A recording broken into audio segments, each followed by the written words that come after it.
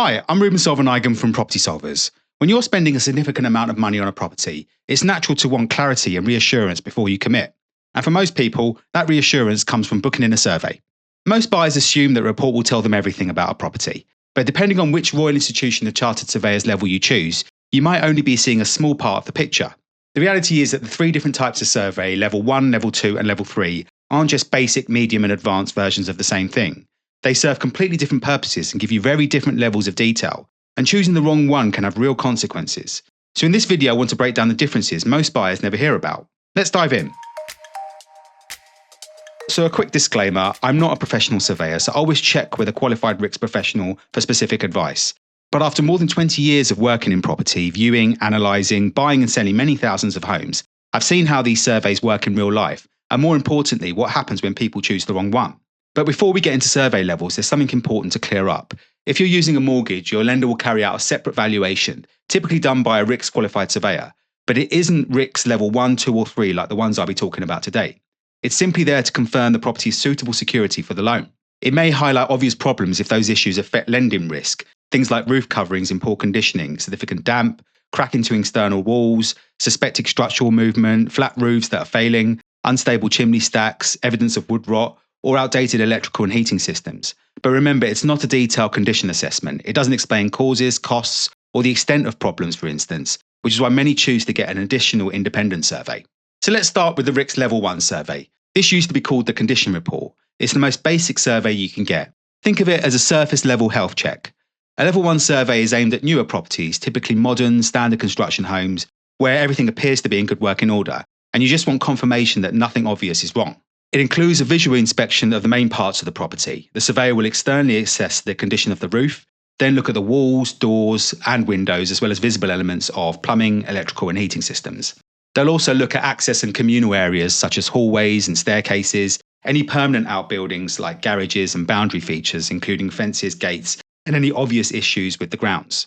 You'll get a familiar traffic light system, green, amber and red ratings, showing the areas that are fine, areas that need monitoring, and areas that require attention. It's straightforward, easy to understand, and pretty quick. But the limitations matter. A Level 1 doesn't lift carpets or move furniture. It doesn't open up floors or walls. It doesn't check behind anything. And it doesn't meaningfully explore things like damp, structural movement, or timber decay. To reiterate, it's a visual observation only. Services like electrics, gas, and heating are not tested. They're simply noted as present.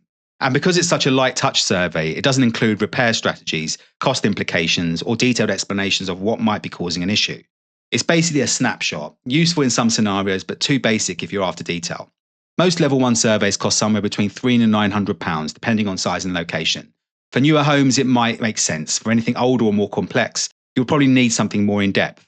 So let's move on to RICS Level 2, the Homebuyers Survey. This is the one most people choose, and it makes sense why. It's far more detailed than Level 1 without being overly intrusive or too expensive.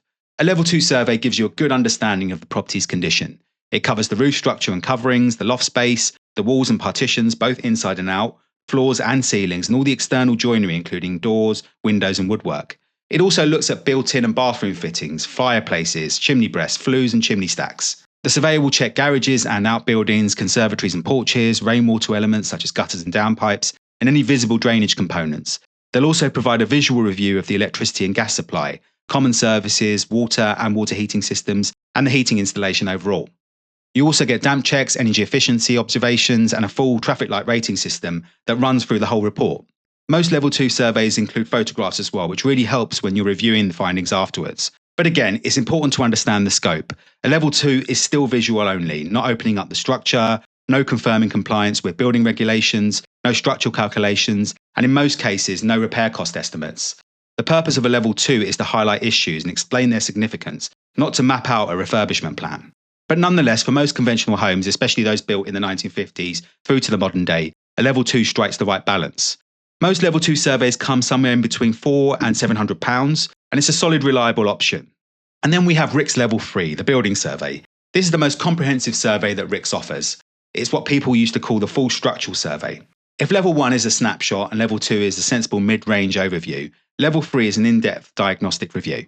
It's intended for older homes, Victorian, Edwardian, Georgian, pre-1900s, homes with obvious defects, home with multiple modifications or extensions, listed buildings, or property where major structural work is planned.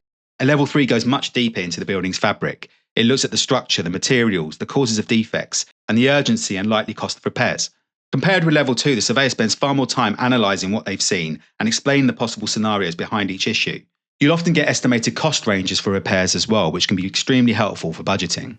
A level 3 also examines the property in far more detail, including the roof structure and coverings, subfloor areas, lofts, external walls and cladding, and the overall movement in the building, if any. It provides a closer look at damp, timber decay, woodworm, dry rot, and other structural concerns, along with potential hazardous materials such as asbestos. It also assesses the ability of supporting walls, the condition of masonry or other building materials, and whether any part of the property appears to be non-standard construction, which can directly impact mortgageability. You'll get more of a thorough overview of the services too: gas, electricity, plumbing, water supply, heating, drainage and sanitary fittings.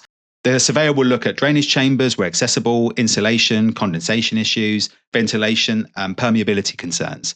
They'll also comment on energy efficiency and any wider environmental risks such as flooding or land contamination. Grounds and external areas are reviewed in much more detail, including the soil and foundation conditions, retaining walls, boundary structures and large trees or rooted vegetation that could affect the building. Underfloor areas where they can be accessed are checked, and any signs of subsidence, structural movement or required supporting wall innovations are highlighted, along with recommendations for further specialist investigations where necessary. Surveyors will also note any extensions or alterations that appear to have been carried out without the relevant planning permission or building regulations approval, as these can create legal and structural complications. It's still a visual inspection, no drilling, cutting or opening up the building, but the analysis and reporting are significantly more detailed than level 1 or level 2. Most level 3 surveys sit somewhere between £700 and £1,200, though large and more complex properties tend to go higher. Now let's look at the differences that most buyers never actually talk about. One of the big differences people assume is time, that a level 3 survey means the surveyor will be at the property for hours longer.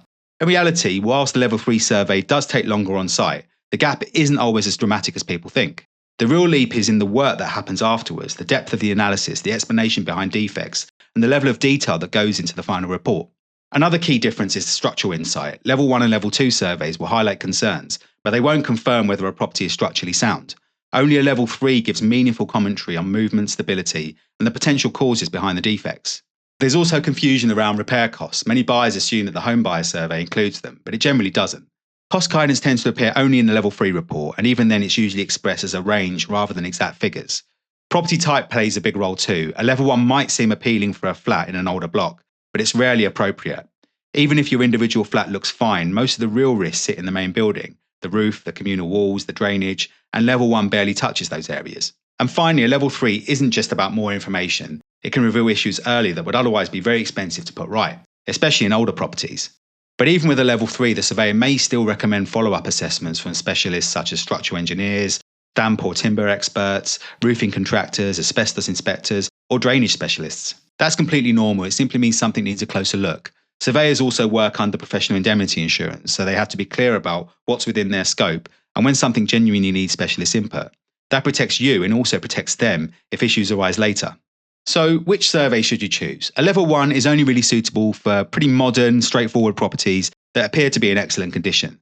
Think of it as light reassurance rather than a diagnostic review. For most typical homes, anything built from the mid-20th century onwards, a level 2 is usually the most sensible and balanced option. A level 3 is the safest choice for older houses, tired-looking properties, buildings with visible or suspected structural issues, homes that have been heavily altered, or if you're planning major renovation work. And for Victorian or Edwardian properties, I'd almost always suggest a level 3 because the potential risks are too significant to ignore. There are also a few misconceptions that catch people out. One is thinking that if a property looks fine, a level 1 will do, but many of the most expensive problems in UK homes are invisible. Another is assuming a level 2 is a structural survey. It isn't. Another misconception that some buyers worry about is that arranging the survey might put a seller off, when in reality refusal of access is the real red flag. My general rule of thumb after over 2 decades in the property world is simple. If you're unsure which level to pick, go for the level higher.